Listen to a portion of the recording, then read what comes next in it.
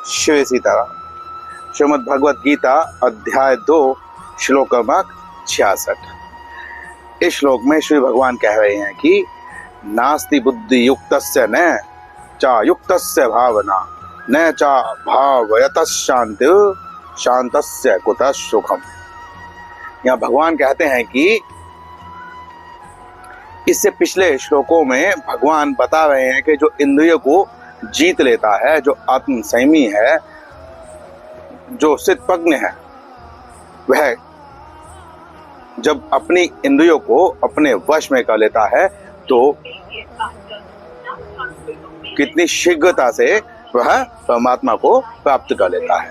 परंतु यहाँ भगवान बताते हैं कि जो व्यक्ति अपनी इंद्रियों को वश में नहीं कर पाता है,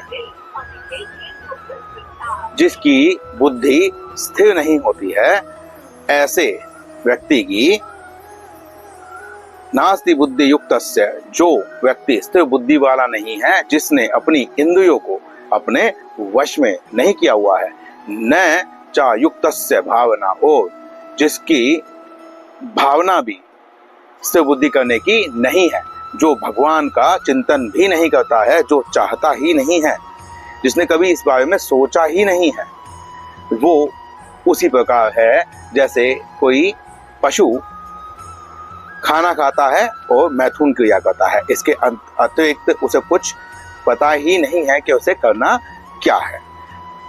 न चा भाव वयतः शांति, और इस प्रकार का जो व्यक्ति होता है जिसमें भाव ही नहीं है भगवान के चिंतन का, वो अपनी इंद्रियों को ही सुख पहुंचाना चाहता है, इंद्रियों के ही भोगना चाहता है।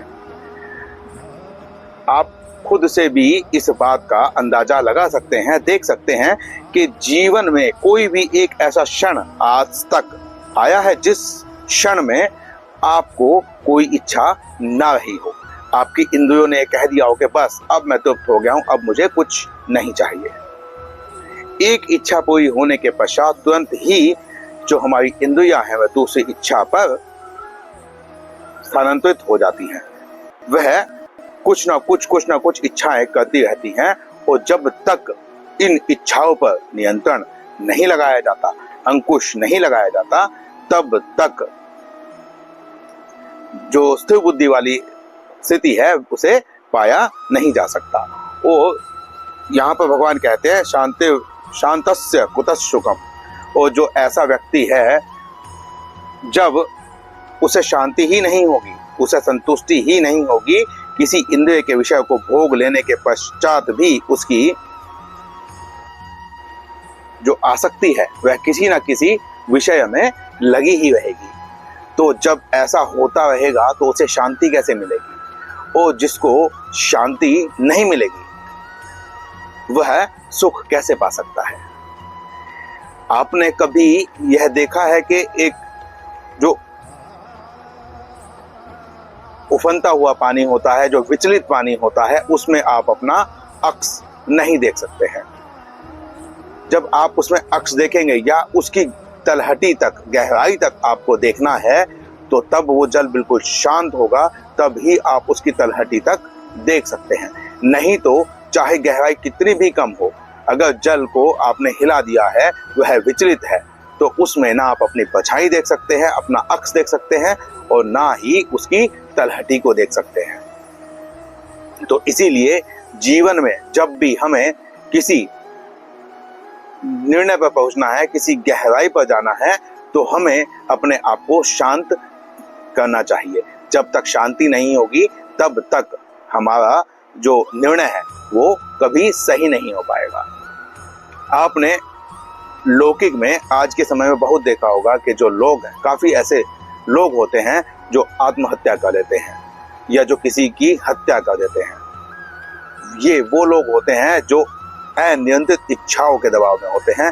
इन लोगों की जब इच्छा पूरी नहीं होती है तो क्रोध उत्पन्न होता है, और पिछले श्लोकों में भगवान ने बताया था कि जब क्रोध उत्पन्न होता है तो बुद्धि का नाश हो जाता है। वह क्रोध जो है वो पतन करवाने वाला होता है।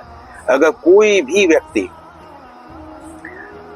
परमात्मा में बुद्धि रखता है, परमात्मा का चिंतन करता है, अच्छे अच्छे कार्यों का चिंतन करता है, तो वह कभी भी कोई गलत कार्य नहीं कर पाएगा। मान लीजिए कोई ऐसी स्थिति बन गई है कि जब वह काफी क्रोध में है और वहां पर वह विवेक से यह तय नहीं कर पा रहा है कि यह जो करने वाला हूं वह सही है या गलत है, वहां पर भी यदि वह एक क्षण, 1 मिनट या 2 मिनट अच्छे से सोच ले, चिंतन कर ले, तो वह उस कार्य को नहीं कर पाएगा। कोई भी आत्महत्या करने वाला व्यक्ति भी ऐसा नहीं कर पाएगा। यह 1 या 2 मिनट का जो वेग होता है, इस वेग को संभालने के लिए ही हमारे शास्त्रों में स्थिर प्रज्ञ, स्थिर बुद्धि वाले की, आत्मचिंतन वाले की, आत्ममंथन वाले की बात कही गई है। जब तक हम यह नहीं सोचते हैं कि किसी व्यक्ति को, किसी पशु को, किसी को हम हानि पहुंचा रहे हैं और वह हानि हम पर भी आ जाए, हम पर अगर हो तो हमें कैसा लगेगा, यदि हम ऐसा सोच लें तो हम कभी किसी को हानि नहीं पहुंचा पाएंगे।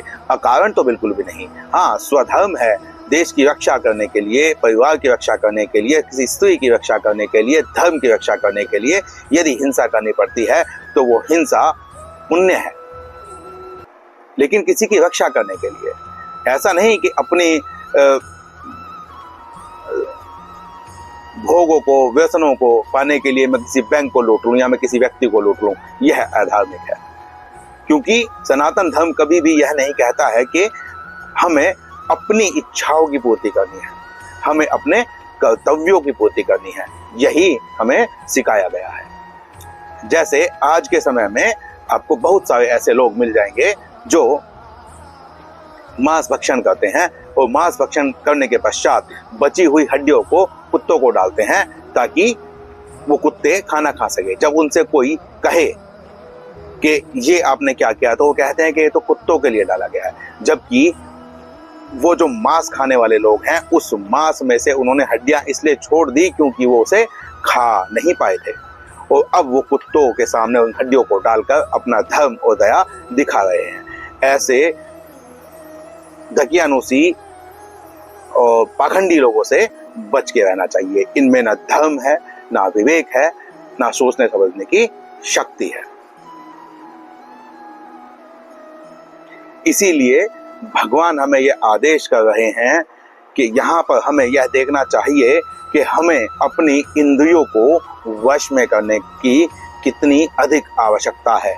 जब तक हमारी इंद्रियां हमारे वश में नहीं होंगी या हमारे मन में अपनी इंद्रियों को वश में करने की भावना भी अगर नहीं है तो हम मनुष्य नहीं, पशु समान है। यहाँ पर भगवान यही हानि बता रहे हैं कि हर व्यक्ति जीवन में कोई भी कार्य करता है तो यह चाहता है कि उसे शांति प्राप्त हो, उसे सुख प्राप्त हो। इसी शांति की चाह में लोग पता नहीं कहां से कहां पहुंच जाते हैं। तो हमें यह जो शांति है यह पाने के लिए अपनी इंद्रियों को वश में करना होगा। भगवान ने यहाँ पर यही कहा कि जिसने अपनी इंद्रियों को वश में नहीं किया है और जिसके अंतःकरण में इंद्रियों को वश में करने की भावना भी नहीं है, परमार्थ चिंतन नहीं है, उस व्यक्ति को कभी शांति नहीं मिल सकती। और जिस व्यक्ति को कभी शांति नहीं मिल सकती उसे सुख कैसे मिल सकता है। तो अगर कोई व्यक्ति धुंधले पानी में पानी को व्यवस्थित विचलित करके उसमें अपनी परछाई देख सकता है, तो ऐसे व्यक्ति को अपनी इंद्रियों को वश में किए बिना भी शांति, सुख मिल सकता है। इस श्लोक में इतना ही। मिलते हैं अगले श्लोक में। शिव सीताराम।